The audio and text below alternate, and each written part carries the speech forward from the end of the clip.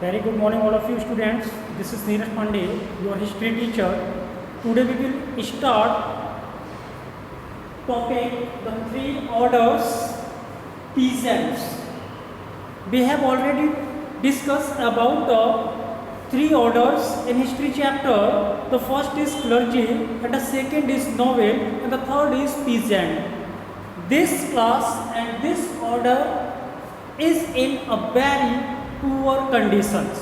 So all farmers, all cultivators are so sad by the policy of noble and clergy. So in this video we discuss how he spent his life and how his work in farm and how his work in landlord estates. So there are only two types of peasants. You remember always three orders chapters, three class. First is clergy, second is noble, and third is peasant. And we can divide it of peasant into two types. The first is free and the second is unfree. Free farmer and unfree farmer. So let's start and look at the whiteboard with carefully and listen carefully. Cultivators work of two kinds, free, peasants and serfs. Serfs means it is the form of serfs, S-E-R-V-E-S in English, serfs. So, and the second names of serfs of unfree farmer. Free peasants had their farms as tenants of the lord. जो बेटा free किसान हुआ करते थे, जिसको हम कह सकते हैं जिसके पास खुद की जमीन नहीं. And free farmer is that farmer that they had not own land for the cultivations. The man had to render military service. और क्या होता था, जो यहाँ मैंने लिखा हुआ है टीनेंट्स का मतलब होता है यहाँ पे किराया, अर्थात वो जमीनों को क्या ले लेते थे, रेंट पर ले लेते थे. टीनेंट्स किराए पर लेते थे और सबको नहीं मिलती थी जमीनें. कैसे जमीनें किसको मिलती थी उसके लिए भी एक क्या लगाई गई थी, शर्त लगाई गई थी. कौन सी शर्त थी कि the man had to render military service, कि रेंडर मिलिट्री सर्विस उस व्यक्ति को सेना में कुछ सेवा देनी पड़ती थी, उसे मिलिट्री को ज्वाइन करना पड़ता था. और वो भी उसकी जो ड्यूरेशन थी मिलिट्री की, उसमें आता बेटा एटलीस्ट 40 days एवरी ईयर, कि उस व्यक्ति को dead persons who serves in military service at least 40 days every year, यानी प्रत्येक वर्ष हर साल अगर एक व्यक्ति कम से कम 40 दिन मिलिट्री में अपनी सर्विस देता था उस समय, तो उसको क्या करते थे, लॉर्ड की तरफ से, स्वामी की तरफ से, राजा की तरफ से क्या मिल जाती थी, जमीन मिल जाती थी टेनेंट्स पर, अर्थात रेंट पर मिलती थी, अर्थात उसकी खुद की जमीन नहीं होती थी. When they would go to the Lord's estate, जब वो 40 दिन की सेवा कर लेता था मिलिट्री में, तो वो क्या करता था, लॉर्ड्स एस्टेट, जो राजा थे, जो वहाँ के स्वामी थे, उनकी एस्टेट साम्राज्य जाया करता था और एंड वर्क देयर, और वहाँ पर वो कार्य किया करता था. अर्थात किसी किंगडम में, जिस किंगडम में वो रह रहा है, उस राजा के पास जाके उसके एस्टेट में उसको वर्क मिलता था और वो वर्क उस स्थान पर करता था. The output from such labor called labor rent.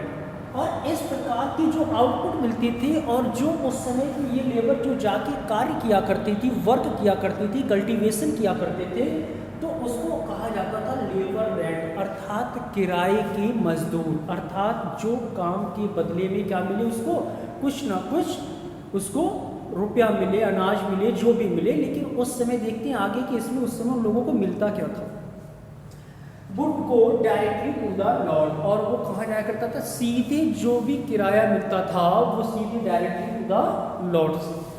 And next is serf cultivator, जो अनफ्री फार्मर्स थे बेटा, प्लॉट्स ऑफ लैंड, जो जमीन के जो टुकड़े हुआ करते थे, बट दीज बिलोंग, लेकिन ये जो संबंधित होते थे टू द लॉर्ड, वो भी सीधे सीधे लॉर्ड से संबंधित होते थे, वो जमीनें भी लॉर्ड से ही संबंधित होती थी.